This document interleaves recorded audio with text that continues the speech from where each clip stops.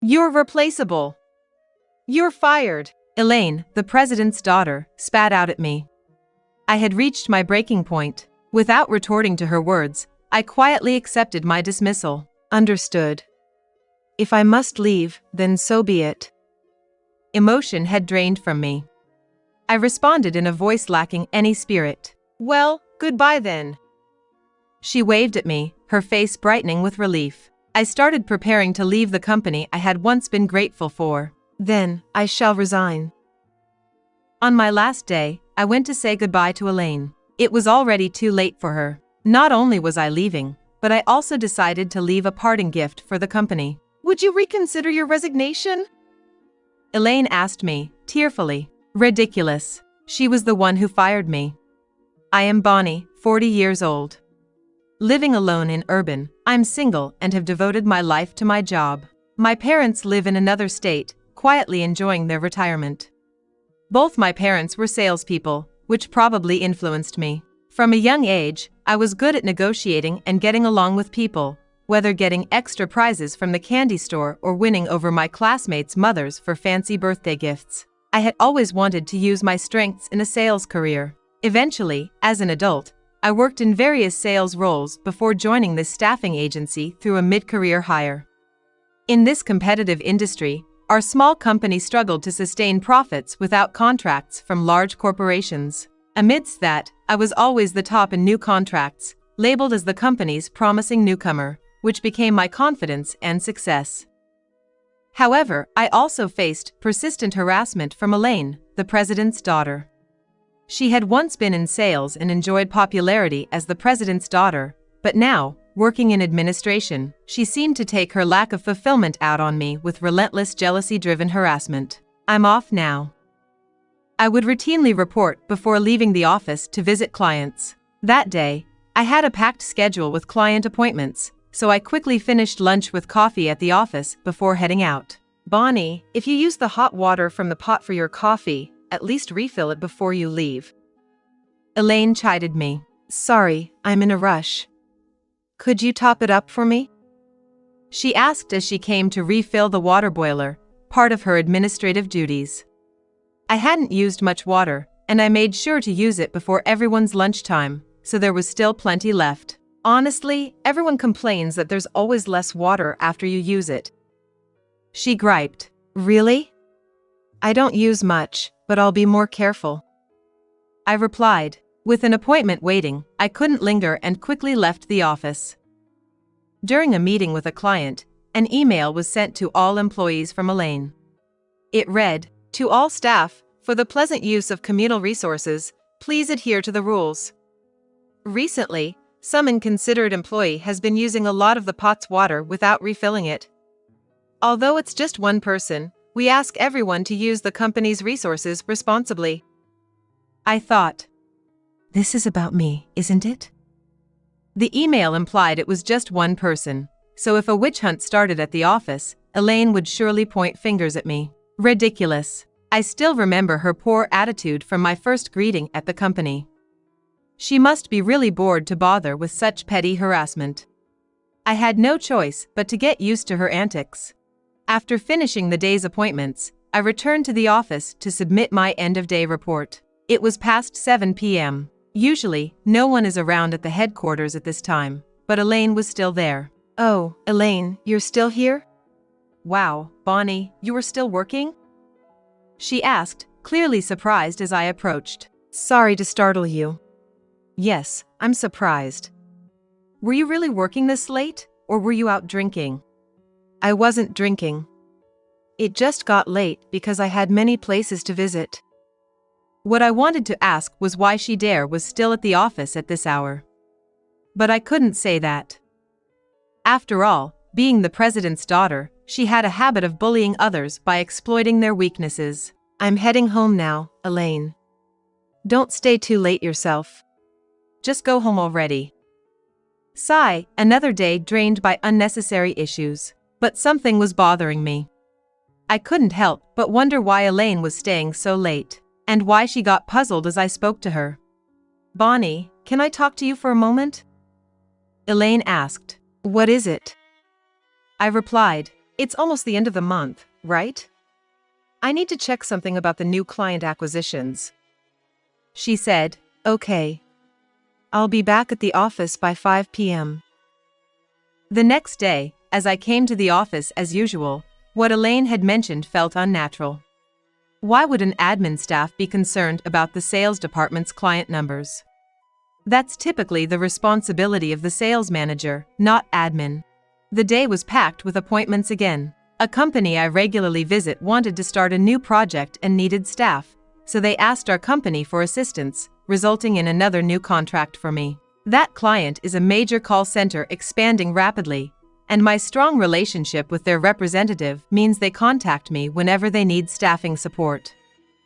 Back at the office, after reporting the new contract to my boss, I went to meet Elaine, who had been waiting. I'm back. You mentioned something about a client this morning. What's up? I asked. Bonnie, are you securing these new contracts by forming deep relationships with the clients? She inquired. What? I was taken aback by her unexpected question. No, of course not. I stammered. Is that so? Well, if that's the case, then it's fine. Is that all? Yes, that's it. She replied. It felt weird. She waited all this time just to ask me that? While I was out working hard, she seemed to have nothing better to do. I don't feel comfortable about your question. Is something wrong? I asked. Nothing's wrong. She said, her expression mocking. Then why ask such a thing? I find it strange. Someone like you getting so many clients. She said. To me, it wasn't strange at all. It was due to my effort and expertise. What do you mean by someone like me? I asked. You don't seem like the sales type. I mean, with my looks and privileged background, I fit the sales role, but you don't, Bonnie. She implied. Sure, Elaine was attractive and had the president as her parent, seemingly living a charmed life. However, that's not what makes someone good at sales. Are you suggesting that because of my looks, I'm getting clients through personal relationships? I questioned. I didn't say that directly. She laughed. Feeling personally attacked, I left the office, passing by the laughing Elaine. I was so upset, I cried all the way home. As the month end approached, it was time to report this month's new client acquisitions and progress. Today was the day for that meeting. I had worked hard this month. With referrals from a major company and new clients met through acquaintances, I had secured 3 contracts, feeling very satisfied with my performance. Some months are dry, but this month, I felt proud of my achievements. This month I've acquired 3 new clients, bringing my total to 12. It was my turn to report my performance, so I shared as usual. But then the room started buzzing. What's going on? I whispered to my colleague David, sitting next to me. He is a friendly guy I've been close with since we started together, and quietly filled me in. The documents say something different. What? I checked my papers and they matched what I had just reported. However, his copy showed my new client count as 0, with a note saying there were issues with my sales acquisition methods under investigation. What's this? Let's talk about it later. We should continue the meeting. David advised, so I followed his lead and got through the meeting. I asked him for more details afterwards. Why were my documents different from everyone else's? Elaine prepared them, so I'm not sure. At that point, I understood. It was harassment from her. Elaine prepared them, I see. I took the documents David had and went to confront Elaine. Elaine, I need to talk to you. What's up? Don't look so scary. She said, this document, what is it? It's false, right? This is too much, even for harassment. I found myself raising my voice at her without realizing it. I was that angry. Then she said something shocking. Bonnie, do you know what happens when you talk to me like that? What? You're replaceable. You're fired. She spat out. I felt myself crumbling, exhaustion washing over me. After a heated argument, I found myself saying, understood. I'll leave, then. The intense argument in the office had made me the talk of the company. Despite contributing so much, why was I facing this? But I had said I would leave. What about my living expenses starting tomorrow? That thought drained all my motivation. Deeply upset, I got a call from David, who was worried about me. I didn't realize it was that serious, sorry.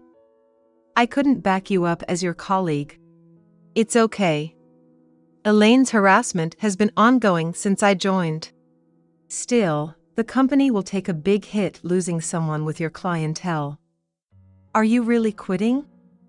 His words made me reconsider. But the opponent wasn't just any employee. She was the president's daughter, with considerable influence. I guess so. I'm confident in my sales record, and I'll do sales at another company. That's all I have. I see. But here's a personal piece of advice: don't just quit. If you're leaving anyway, why not pay her back? She's not that great, even if she's the president's daughter. Hearing that, I thought, maybe he's right. Being a competitive person, I couldn't just leave after all the harassment from Elaine, as he suggested. I thought about what kind of payback I could give during my remaining time before resigning. I also decided to start looking for a new job. Thanks, David. Your words sparked a great idea. Plus, I'm going to start job hunting. I told him. That's good to hear. Personally, I wish you'd stay, but if you're leaving, it might be fun to give Elaine a bit of trouble as a parting gift. He said, you might be right. I mused. After hanging up with David, I dove into my job search and decided to use my remaining paid leave. I had a lot accumulated due to rarely taking time off. I went to Elaine to tell her about my plans. Elaine, thanks for deciding to fire me the other day. She seemed surprised by my attitude, probably expecting me to be depressed. What's with that attitude?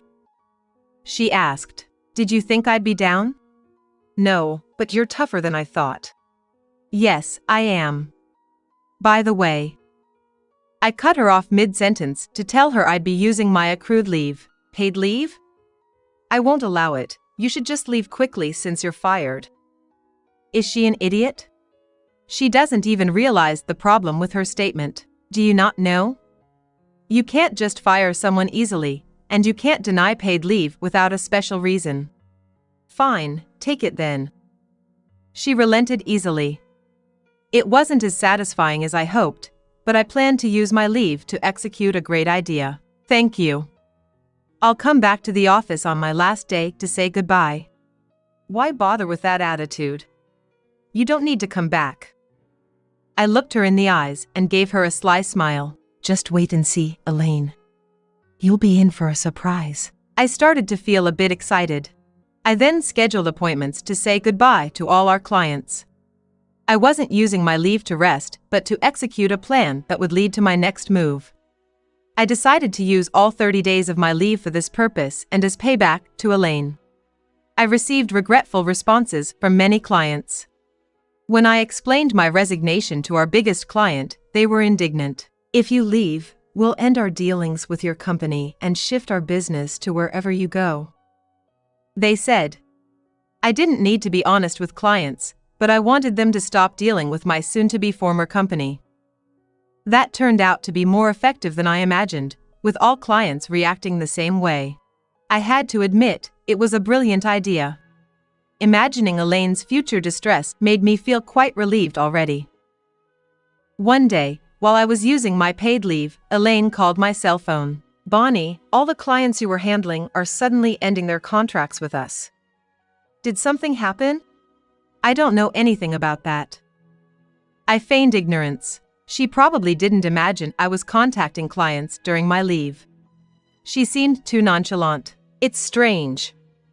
It's not like they would stop dealing with our company just because you left, right? Well, I was just a representative.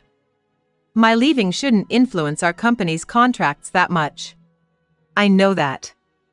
But it's strange. One after another, they're ending the contracts.